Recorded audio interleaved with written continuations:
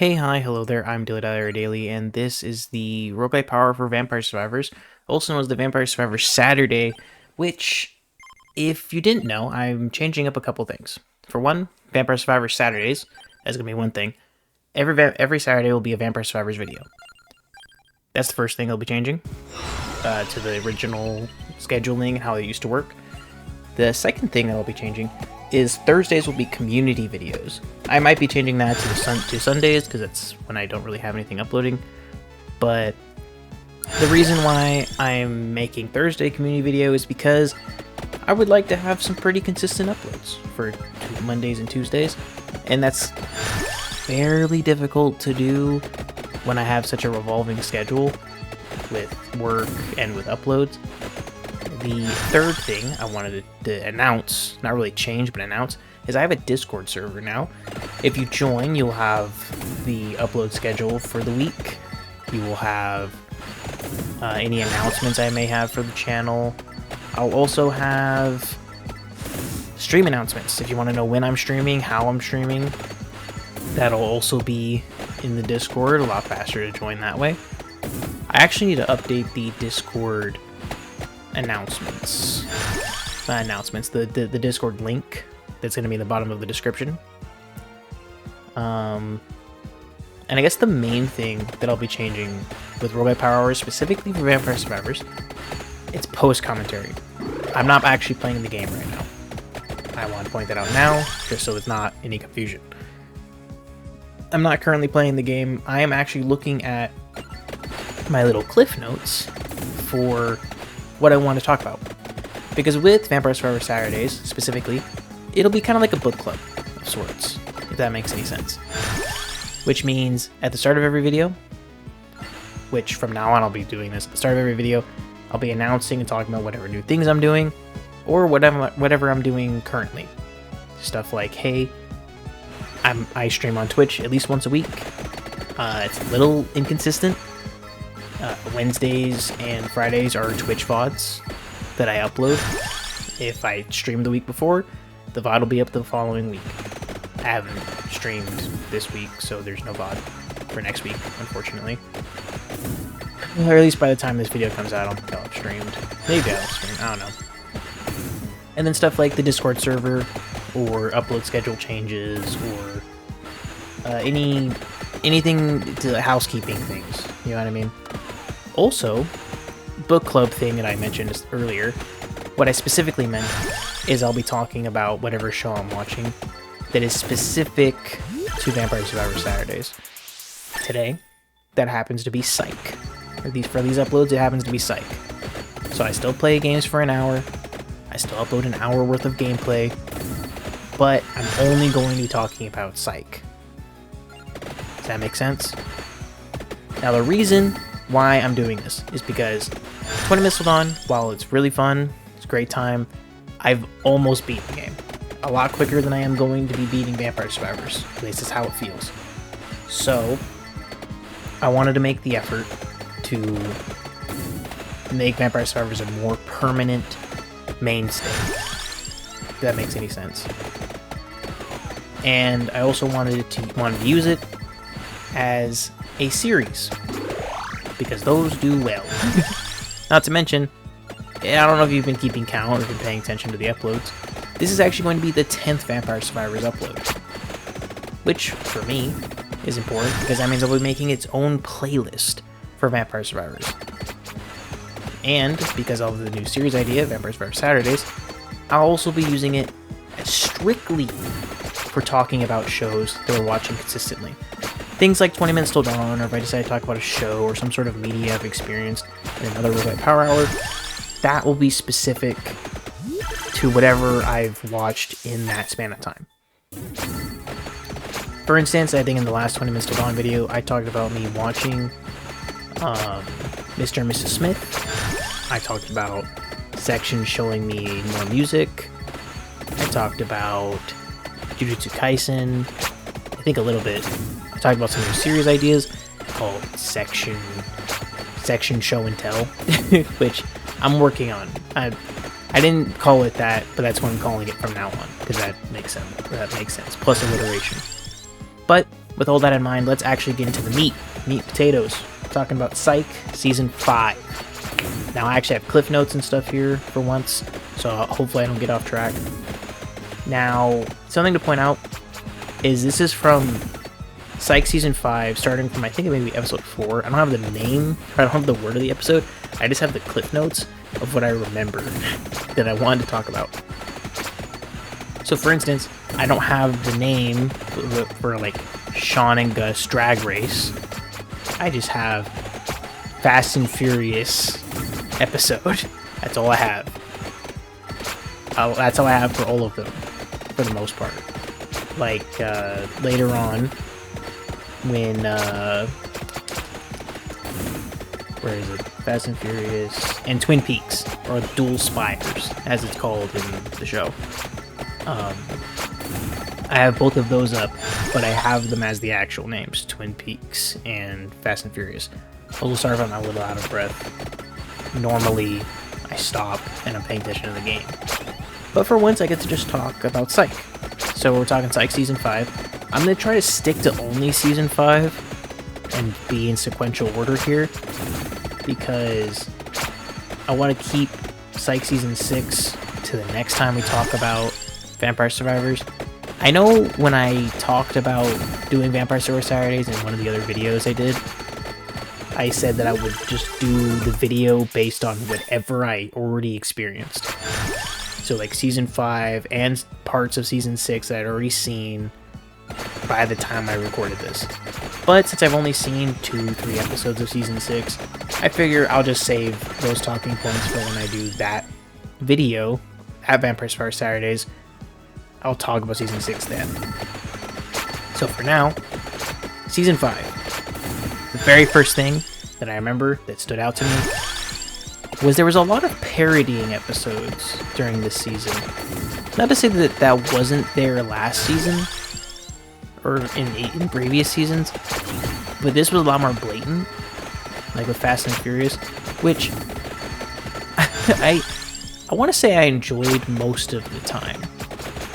I didn't dislike it, because something I noticed was that the budget kind of reminded me of how the budget increased in some of the, like, not some of, the only 2 or 3 Agent Cody Banks movies there were. Like in the first movie, you can tell Disney Channel movie, you know, whatever. But then in the second movie, they had him going to Europe, you know? They had way more actors. They had a couple of, you know, appearances here and there, and they made an effort to have different scenes and like locations and stuff. That wasn't just headquarters 16 times, you know? It kind of felt like that throughout Season 5. But was there anything else? That's just kind of like my overall thought of Season 5. Because there was way more parodying episodes, way more budget, way more usage and creativity in that budget. Because there's usually like, oh, we have the Christmas episode coming up, let's up the budget a little bit. Like last season, we had Gus's house for the first time. But we had seen Gus's parents, like we saw his living room in a previous season. But that was about it. This time we saw their hallway, we saw their garage, we saw some of the bedrooms, we saw their living room and their kitchen. Well, that was last season. This season, we had a whole, like, car chase. We had, it was what's it called again? Not Christmas Story. The Christmas episode was about, well, what's the I can't remember the name of the like thing it was parodying. It was like it was the Scrooge. What's the story with Scrooge? A Christmas Story? Is that what it's called? A Christmas Story? Or something like that? It's either A Christmas Story or it's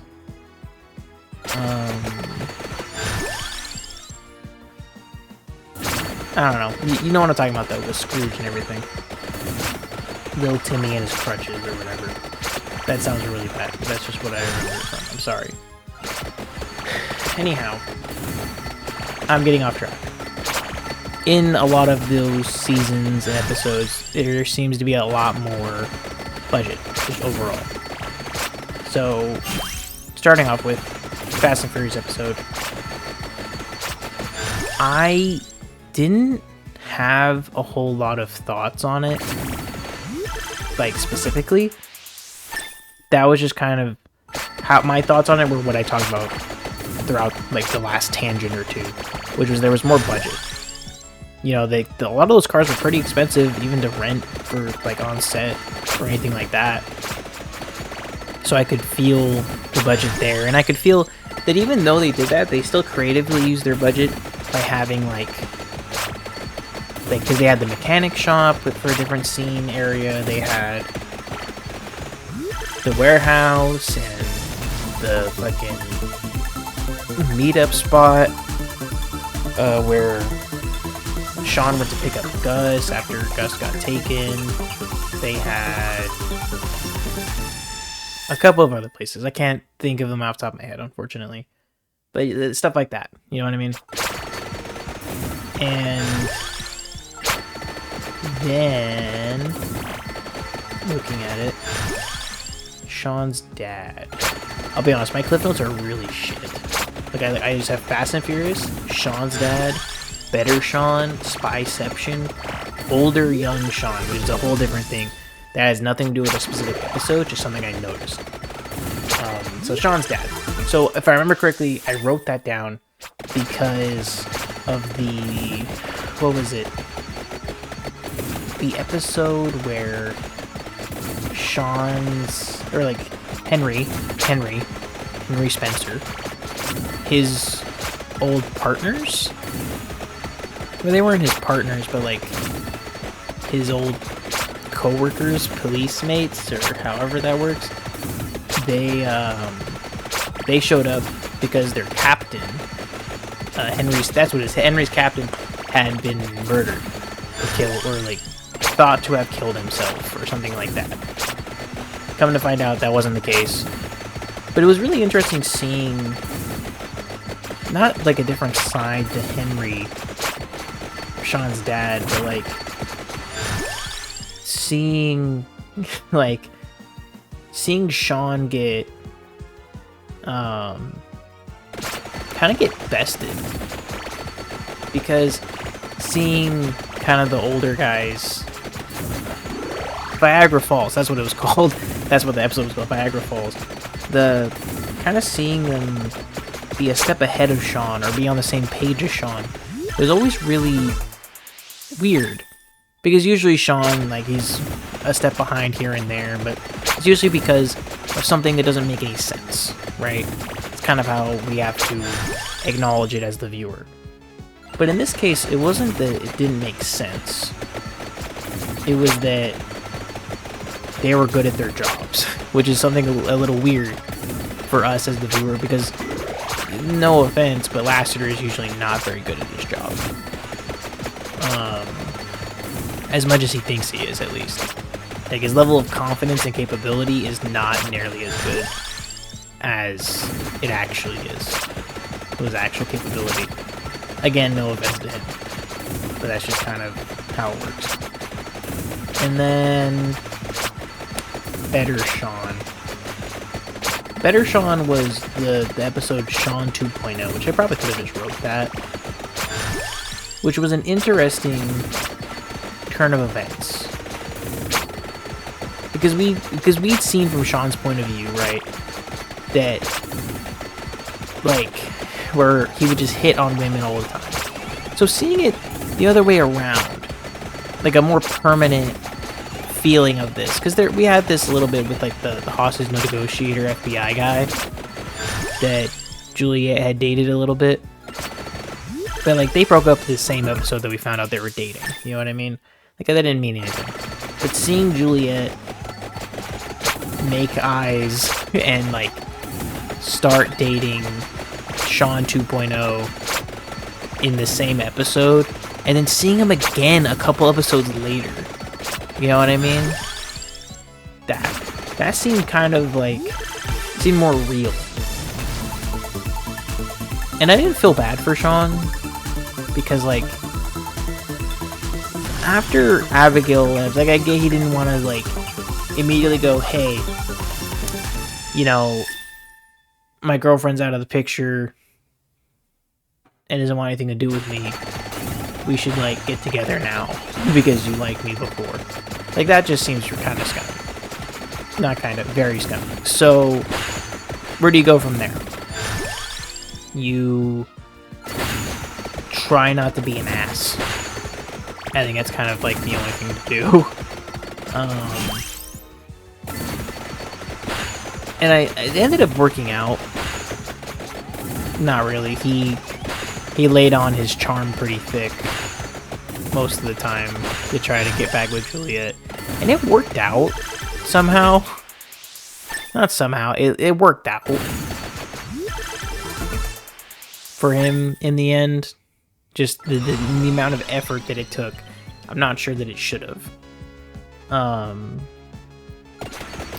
But with that in mind, the better Sean was very short-lived. Fortunately or unfortunate, however that works. Because he was in 4 episodes. It was 3. He was in the first episode, he was introduced, and then the dating lasted an episode, and then they kind of didn't break out off. And then Art Thief episode. But before that, after Better Sean was Spyception. Okay? Now what is Spyception about? Spyception was what's his face? Or no, Juliet's brother, Evan? Ian? Something? Her brother, his friend, coworker, whatever. She was getting she came to Sean and was like, hey, I'm being framed.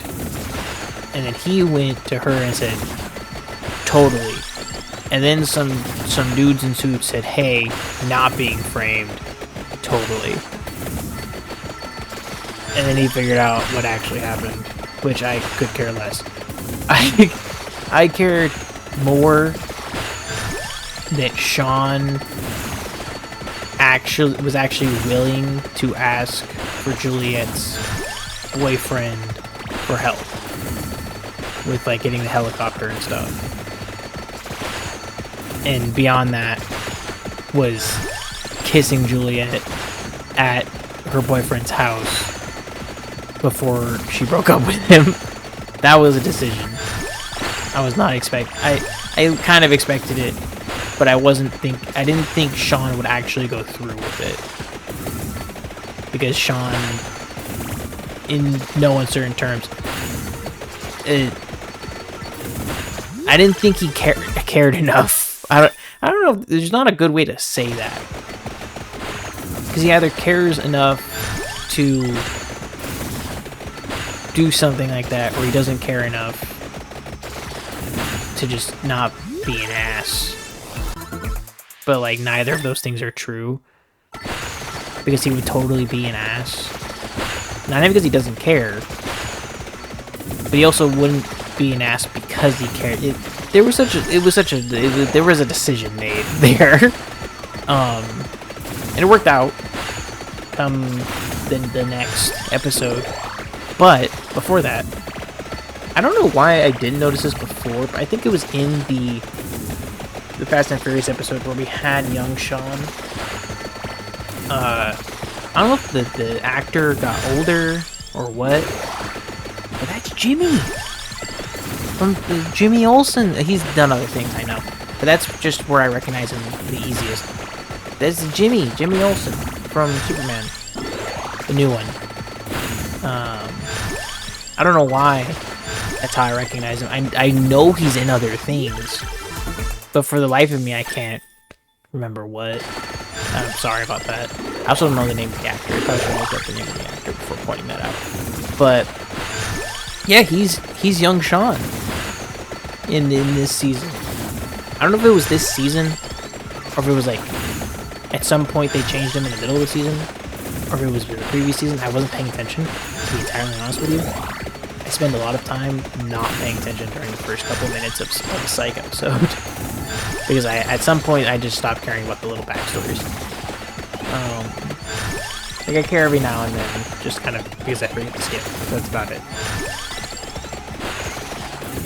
But I don't know. Also, don't know why I wrote about older young Sean in the middle of my thing when I recognized that he was a different actor in the Fast and Furious episode. Or not, maybe not even a different actor. Just when he got older, he looked more recognizable as he does currently when he was in Superman. I didn't look to see if it was actually a different actor or not. But to continue, Art Thief guy is back.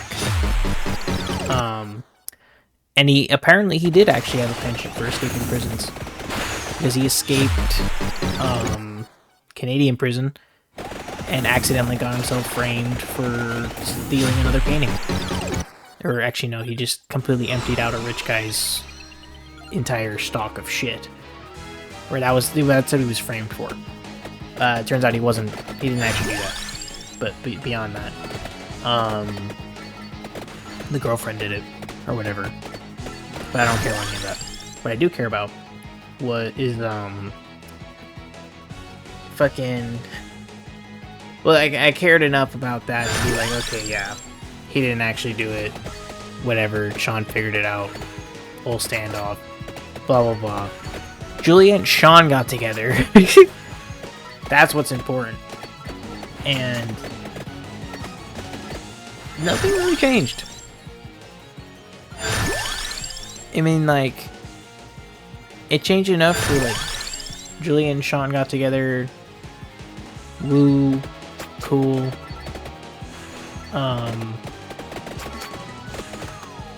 And that's about it. Like, it is a long time coming. Nothing really changed aside from every now and then I guess they kiss. Because for one, nothing really changed until the next season, like in season 6, because like they didn't tell anyone about it. So fair, nothing changed there because they were hiding it. But then, like, we didn't really get too much of a front row seat to it. Like in the next episode, I don't know if this was the next episode after the Art Thief thing or what, but the Dual Spires episode in Twin Peaks, the only time we really recognize that like they're together is like Juliet and Sean had a quick kiss before, like in one of the in one of the scenes they're together. Like, and like Sean was like, "Oh look, it's a goose or a duck or whatever," and Gus turns to look away, and then they kiss really. God, I could not speak right there. They kiss really quickly, and then they just move on. It's like, okay, whatever. But the Dual Spires episode, I won't lie, the Dual Spires episode made me really want to watch Twin Peaks, because I'd already gotten a couple of reviews about Twin Peaks here and there. For one, some people talking about Stranger Things and people being like, or like, okay, I see a video here and there of people talking about Stranger Things, right? Or a person talking about Stranger Things, and then in the comments someone says, well, if anyone's really interested in Stranger Things, doesn't like how it ended, check out Twin Peaks, because that's the original Something's Wrong in This Town show. I was like, okay, that's kind of the only part I actually cared about in Stranger Things, of what little I've seen of it, which is the aspect of the town, people reacting to certain things and just like figuring out what the fuck is going on, which is all fine and dandy if like Stranger Things scratches that itch for you, but it really didn't for me, at least not enough, especially considering the rest of everything else going on kind of being explained away later on. I'm not here to start Stranger Things drama. But I did want to talk about Twin Peaks, and that it's probably going to be the next thing we start watching after Psych. It's probably going to be Twin Peaks.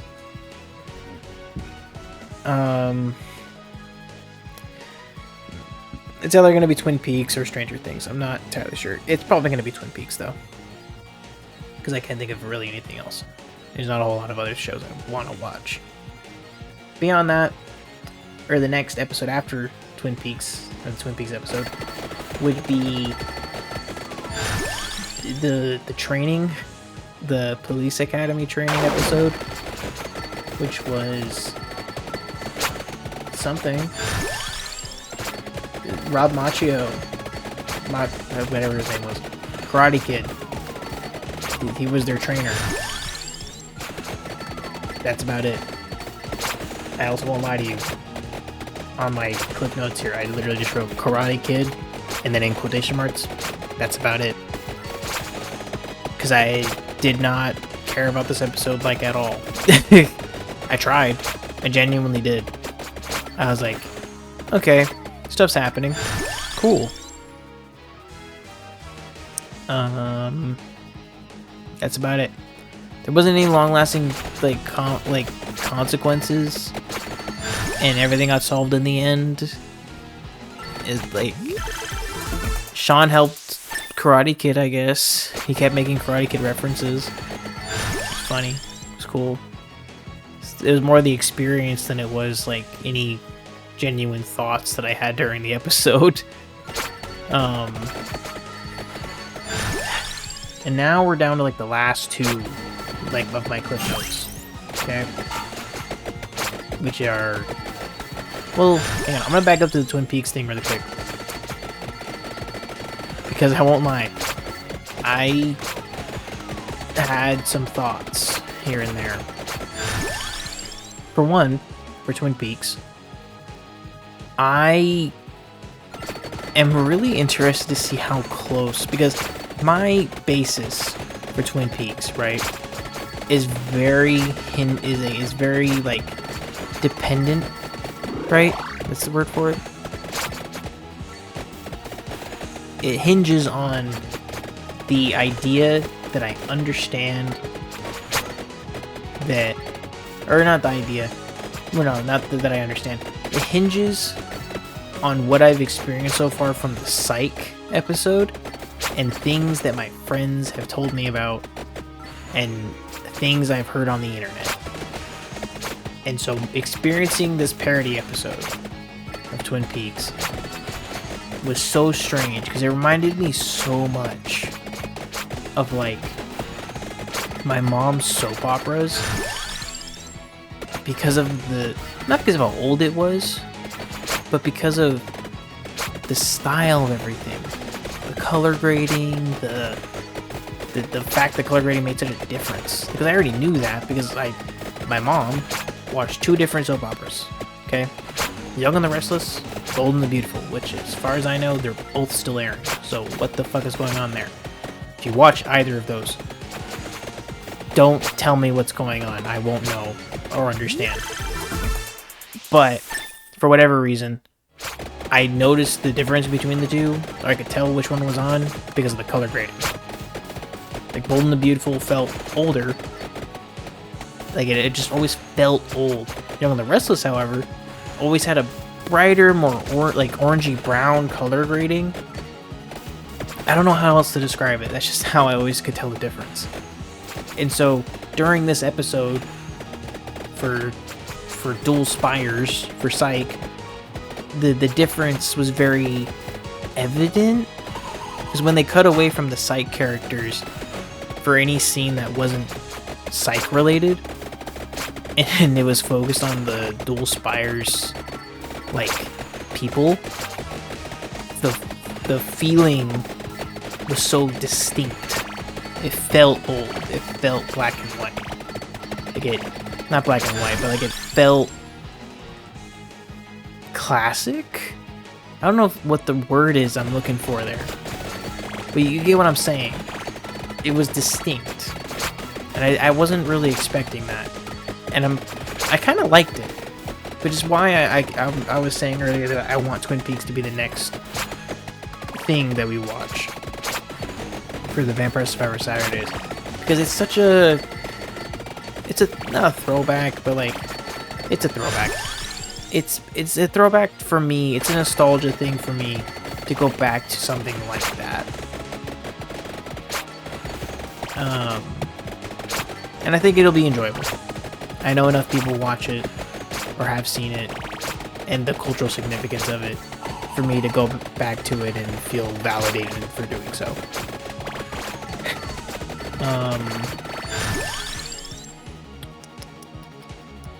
Now we can go forward with the Christmas episode, A Christmas Story, the Scrooge parody episode. Yeah, it was interesting. I wasn't expecting the way some of the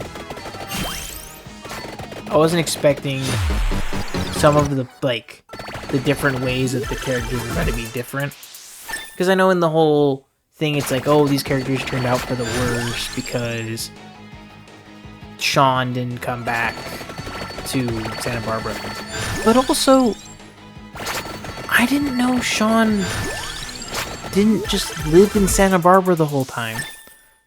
Like, I feel like, because I talked about it in previous episodes, I thought it was his dad that left Santa Barbara, that then came back. But I guess that wouldn't make a lot of sense, since Henry still lives in the same house that he used to. And if it was Sean that left and then came back, that would make more sense.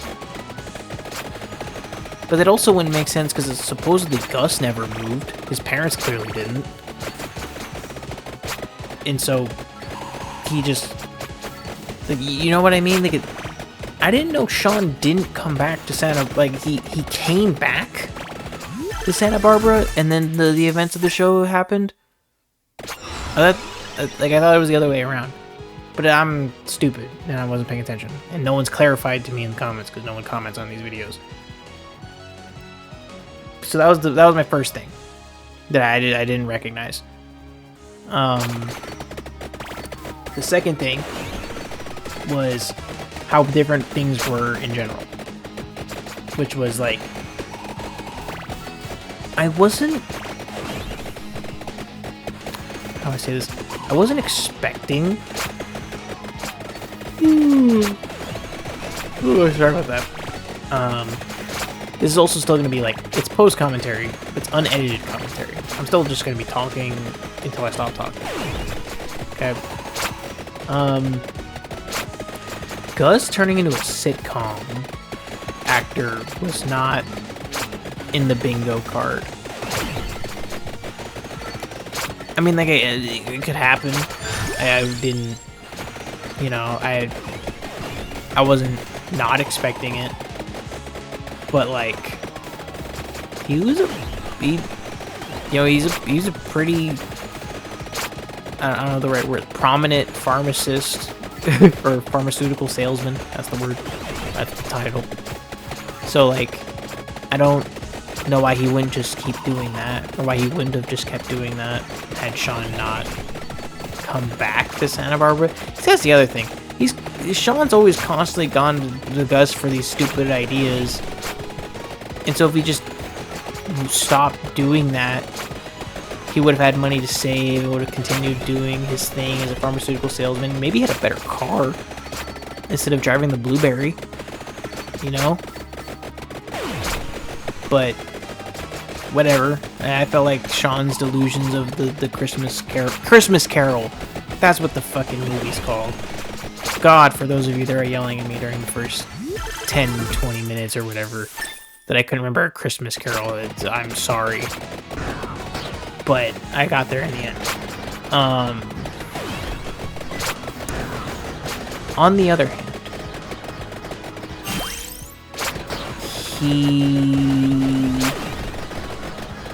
what was I gonna say?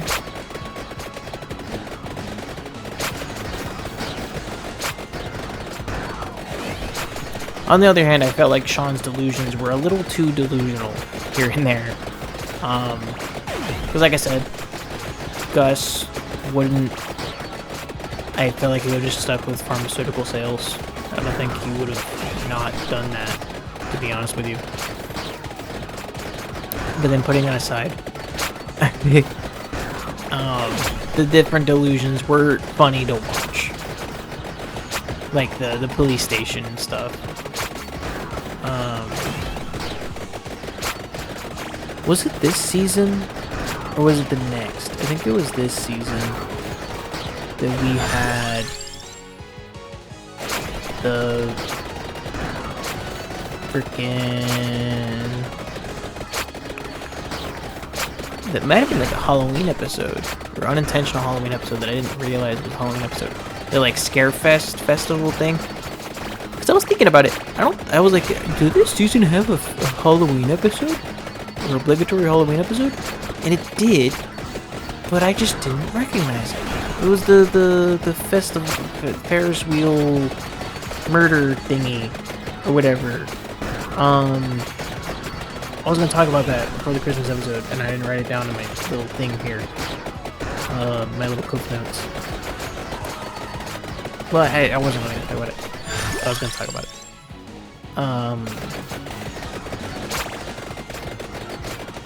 That was an interesting twist. I was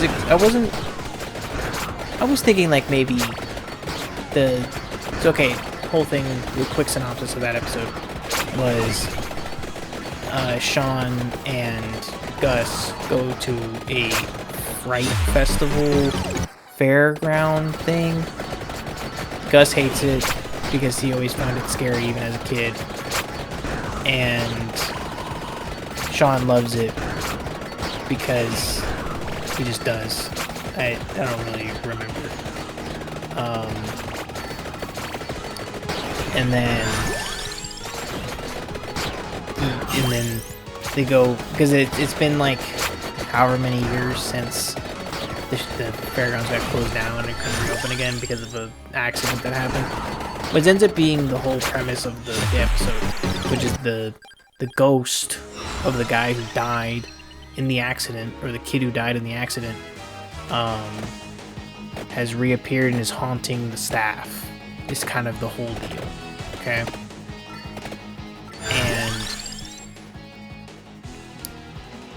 And sorry, I'm looking at me play Vampire Survivors on the side just so I can check how much time I have, which I have a lot of time. It's only been 38 minutes or so.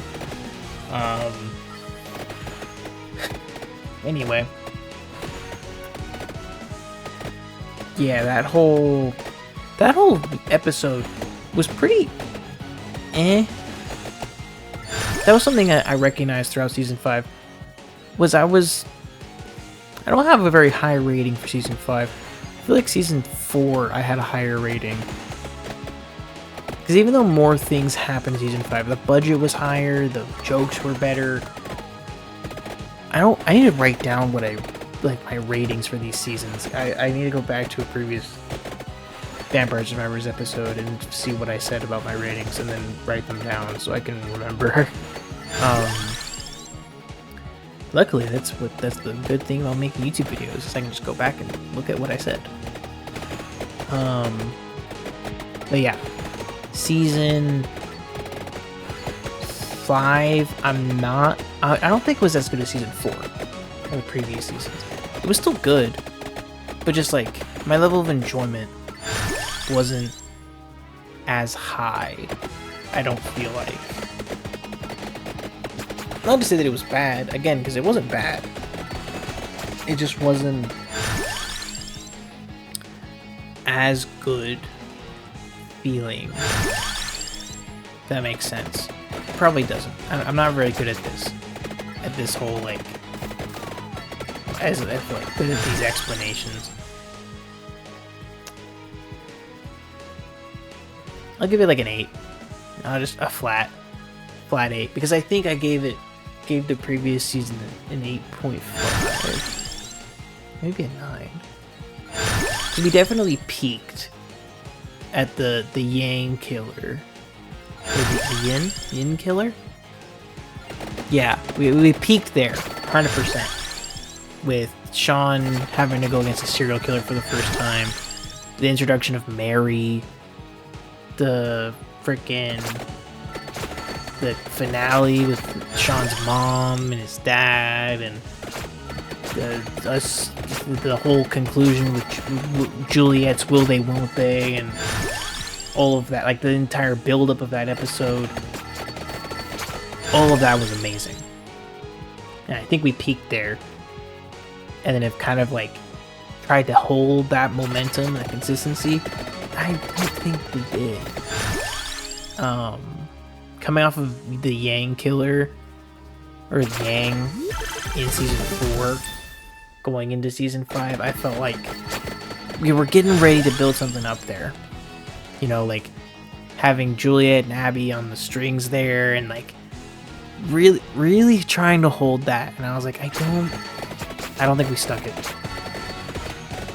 Which leads me to the finale to season 5. I don't know.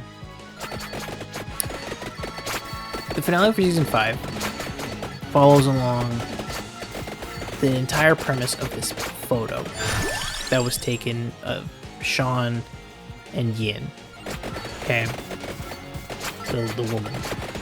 And I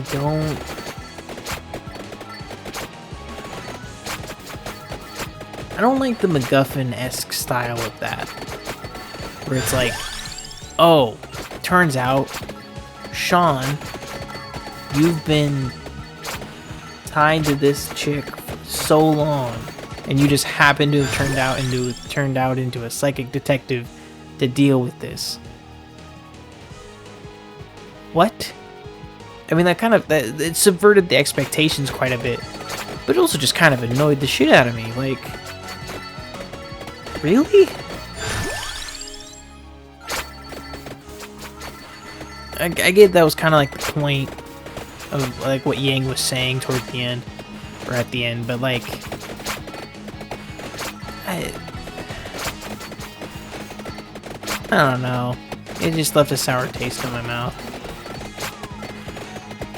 But yeah, the whole premise for that, the whole thing was Yang comes back after the end of season 4.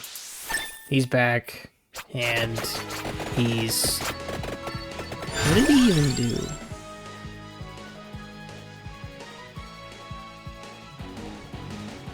He caused Sean's mom to come back from whatever trip she was on to look through photos, found out that turns out fucking Yin lives down the street.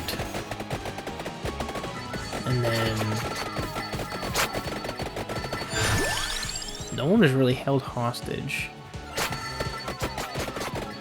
Oh shit, was it also season 5? Was it before the Fast and Furious episode, or was that the end of season 4? The frickin' Sean getting kidnapped.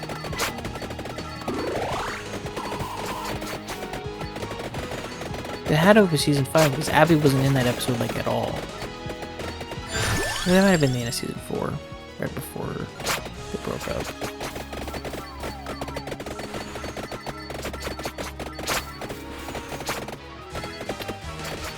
Just give me a moment. I'm gonna look.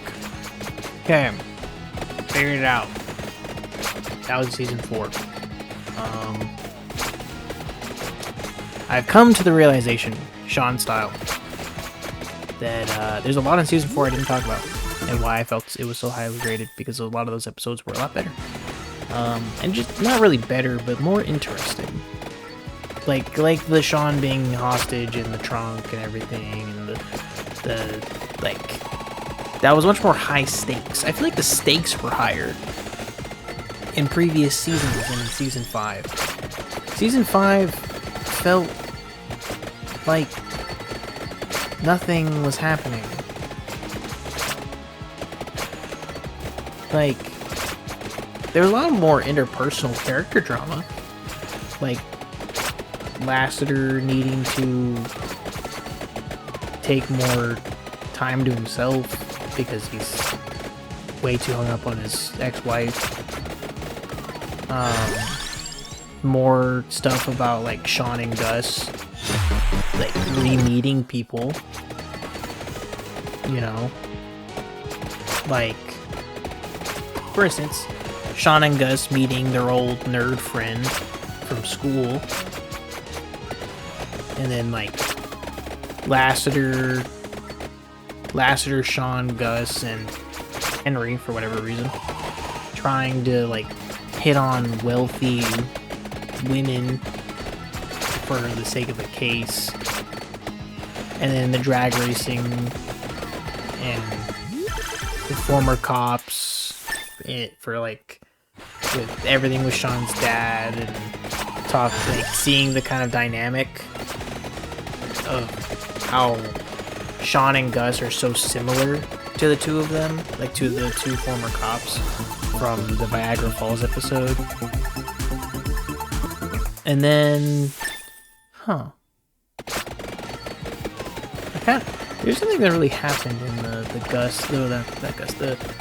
ferry prison break. Not really.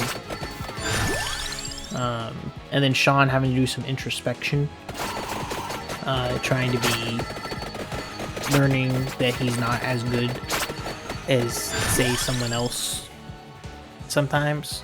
You know, you don't have as much resources or capability, things of like that nature. When he meets better Sean, who ends up taking Juliet from him momentarily.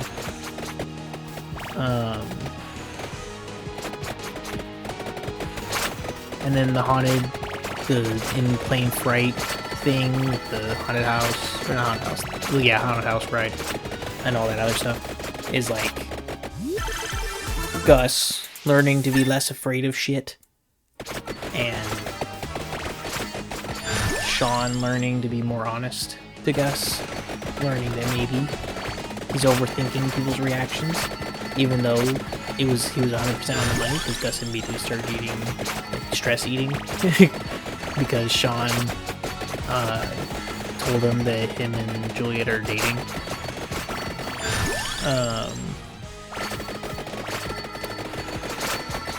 Then the Dual Spires episode, which wasn't a whole lot of introspection, character drama. The police academy thing was kind of mid.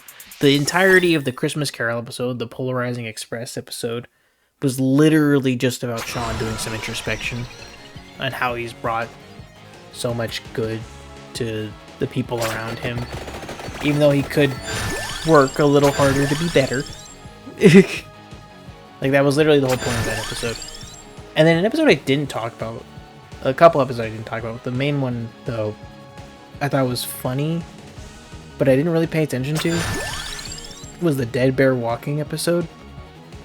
It was the one right before the finale, where Lassiter's sister shows up, and Gus just would not stop hitting on her, or like trying to be around her. I thought it was funny. Like, in my head, I was watching and I was like, that's funny, but also long term, I could not see that working out. Just because Lassiter has such a way with dealing with things, I guess. And then Yang finale. Turns out Yang is Yin's dad. Spoiler. Probably just spoiler and then said that. But yeah, that I didn't, again, like I said, I didn't really like how that wrapped up. It all just kind of was like Sean was important because Yin was too obsessive. Wow. So there wasn't, like, for all that distinct planning and depreciation and all, like, the riddles and shit, after all of that, it's because this bitch was too obsessive? Really? Like, it just seems so anticlimactic, you know?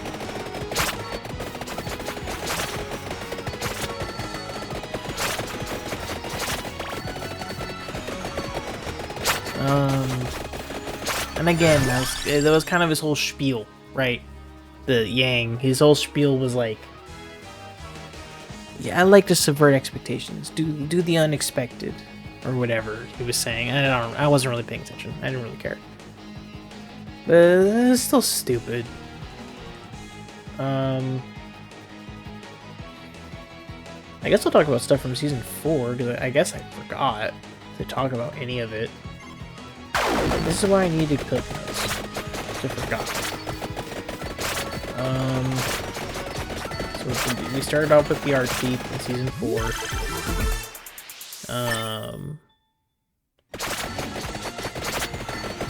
Lassiter's would like kind of father figure dad thing.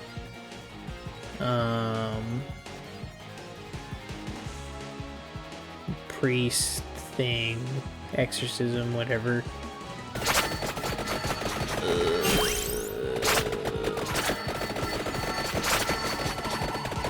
I don't remember that episode at all with the bar thing.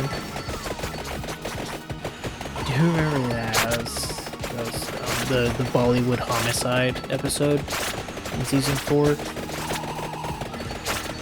That was kind of like, because that's the thing. A lot of the episodes in season 5, comparative to season 4, right?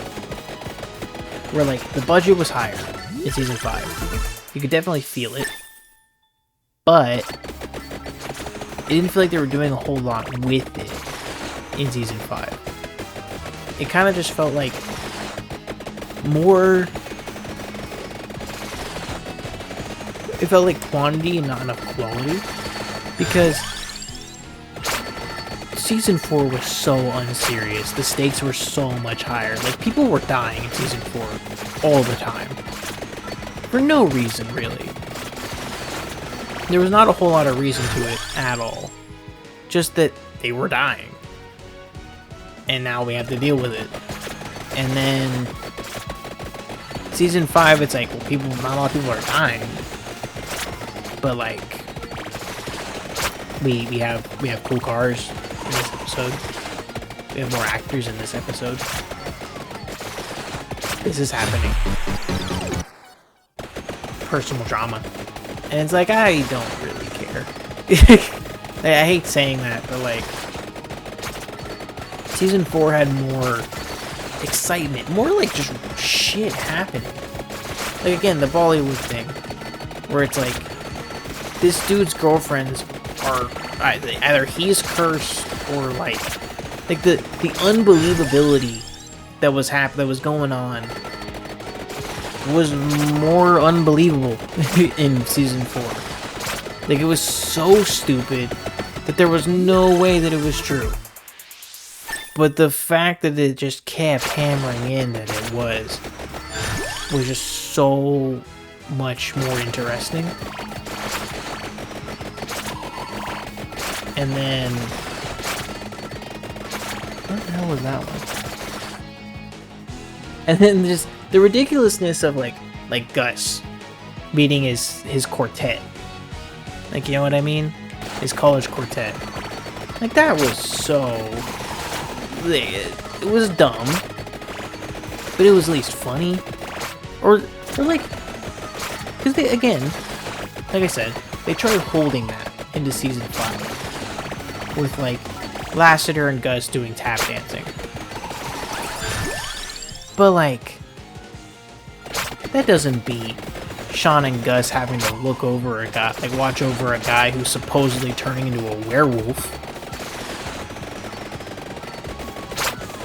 Or like the seriousness and high stakes of Sean getting shot for finding out that an ice cream truck was being used in a robbery of an armed vehicle, like not armed vehicle, armored truck.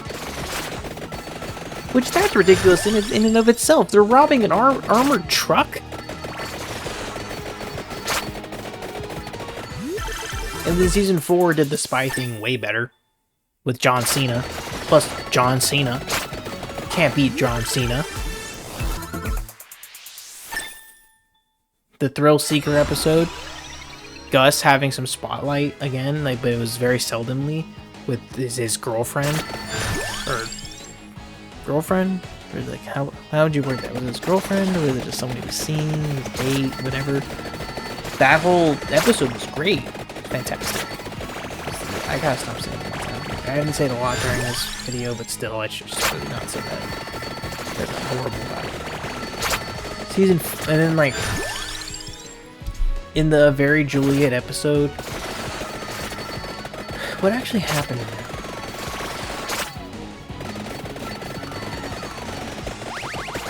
Oh, this was the cover-up, the CIA cover-up. Was it CIA or was it someone else? Different three-letter agency. Whatever, whoever cover-up. Yeah. Like, there was the ridiculousness of all of what was happening in that. Or, like, the freaking,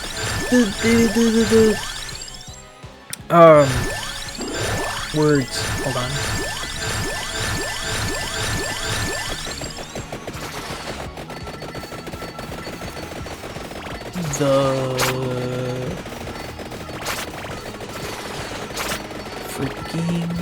What's it called? What am I looking at? What's the thing I'm thinking of? The pathogen, the deadly pathogen, the thing that kills people, the virus. That's what it is. Trying not to get demonetized. The whole thing with, like, the deadly virus that was created that was made to then fight other viruses, or made first, so that way if it's attempted to be used, we can make a antiviral for it in case someone else makes it before us, or however, whatever their explanation was. That whole thing, that whole episode, like, that's ridiculous. Me saying it out loud sounds ridiculous. I know it's a real thing. I know it's meant to be intentional, and, like, the whole reason why it's made is because it's, like, it's a very real danger and everything. But, like, that is way more ridiculous than Season 5, where we get parody Fast and the Furious. Like, if we wanted parody Fast and the Furious, we'd just go watch Fast, or Super Fast, which is enough jokey and dumb. Like, it's not psych branded, but, like, it's just ridiculous enough. You know what I mean? We don't have to go watch psych branded parody of a thing that already has a parody. I mean, I don't think it came out before Psych did it, but still. But you get my point, right? And then, like, what was this one? Lassiter pretending to, or not pretending, but, like, trying to act like fucking Sean with the shark attack thing. And then the ridiculousness of a shark not being the prime suspect, but being integral to the case. And then Henry catching said shark. Well, he actually didn't catch the shark. And then finding out none of that was important at all. I mean, no, that was a different episode. I was saying none of that was important at all because it was a different thing.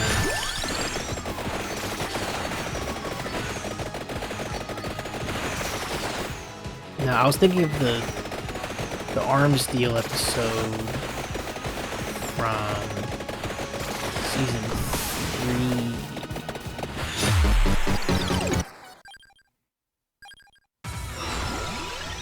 Was it an arms deal?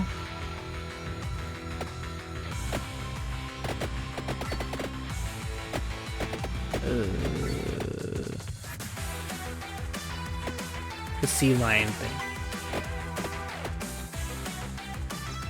Wait, what?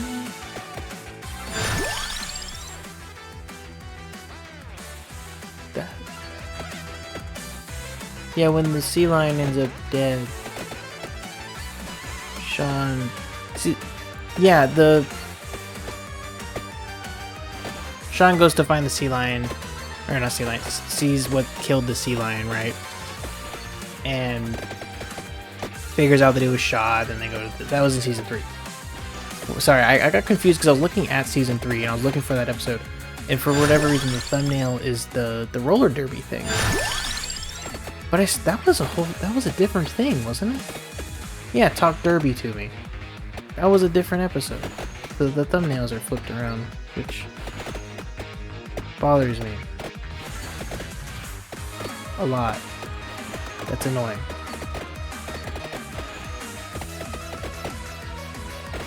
Whatever.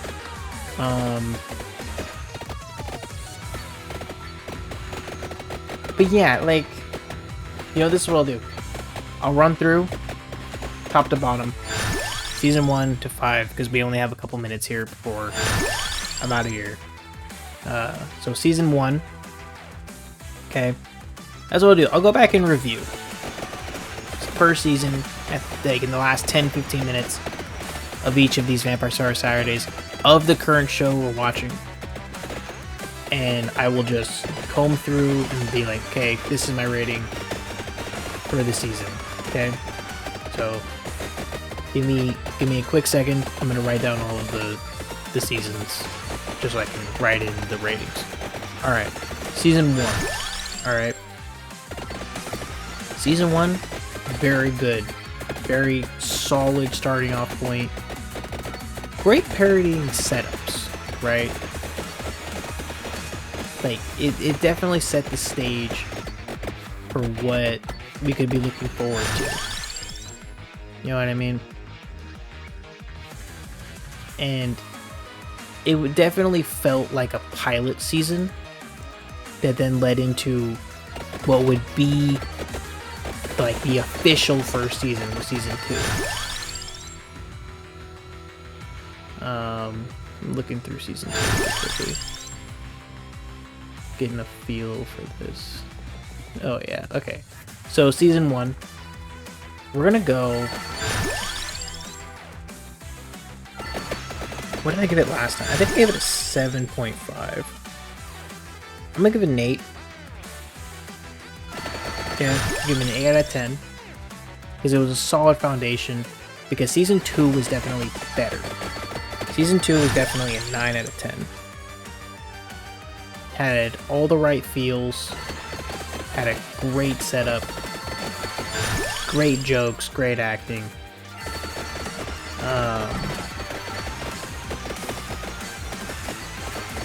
Had a lot more interesting cases too compared to season 1. Because it definitely just built up on that. On what season 1 was.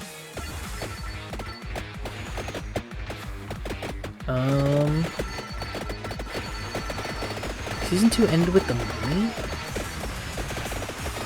Yeah, it wasn't until like season 3 where we had like some really solid finales, I think. Season 3 finale, yeah, it was Yang. That was the first Yin Yang episode. Season 3, right? The end of season 2 was Sean's mom showing up again. So yeah, that solidifies how I felt about season 2 then being better than season 1, because it opened up exactly what I wanted. And then I remember the last time when I talked about season 3, it reminded me, and not reminded me, it opened up everything I wanted to know about Sean, like how he was before the Santa Barbara Police Department, and like it really opened up meeting some of the people that we wouldn't have known otherwise, like in like us re-meeting some of his old high school buddies in episode 2, or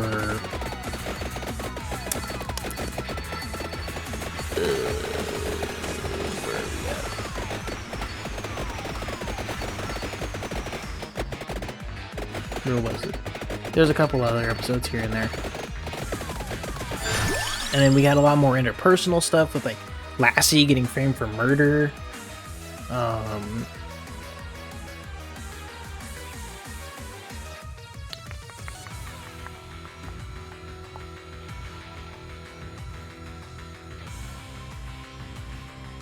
the, what was it, episode 15 with the Tuesday the 17th, Friday the 13th parody episode. That was a really funny episode, because I enjoyed the Friday the 13th franchise for the most part. I was kind of not grandfathered into it. I was talked into it, peer pressured into enjoying it because of some friends of mine that wouldn't shut up about it. No offense. It's a good series, but still, it wore its welcome. And then season 3, easily by far had one of the best finales, the Yin Yang startup, giving that one a 9.5. Season 4. And also, you might be wondering, well, if we're doing this right now at the start of Vampire Survivor Saturdays, what are we going to do for the next Vampire Survivor Saturdays for the last 10 minutes? Well, we are going to reaffirm how I feel about these ratings. That's kind of about it. Season 4, while I felt was better than Season 5, the ridiculousness and the budget was definitely there. How the characters' interpersonal drama was definitely there. And the finale, ending off with how everything worked out, was definitely more important, but not as good as Season 3. Which is going to lead me to putting it to a 9. I think that's fair. Do I think it was as good as Season 2 or better? Is the real question. I think it was better than Season 2. Season 2 had much more higher stakes for the characters themselves. Like at the cop bar. Even though they weren't sure 100%, they got shot up. Like, they were there at the crime. You know what I mean? And then, like there was much more danger specifically for them. Or, like, even before that, Sean and Gus going out looking for the rich guy in the plane, they found him. He died in their arms. And so, yeah, for me, Season 4 is going to be a 9.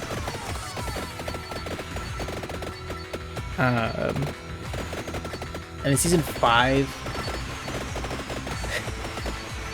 I didn't like as much as Season 4, which is painful to say, because I felt like we took a step back, but it was still better than Season 1. So I'll give it an 8.5.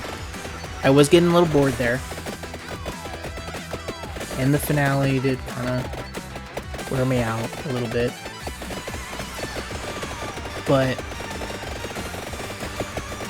I did enjoy the parody episodes quite a bit. And I enjoyed the part 2s or I guess it was part 3 of the Yang stuff. I didn't like the ending, but it was a nice extension. Part 2 with the Art Thief guy saved it, 100%. Sean and Juliet getting together definitely helps.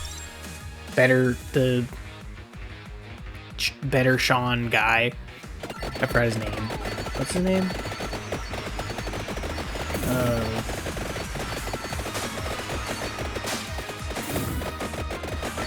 I don't know his name.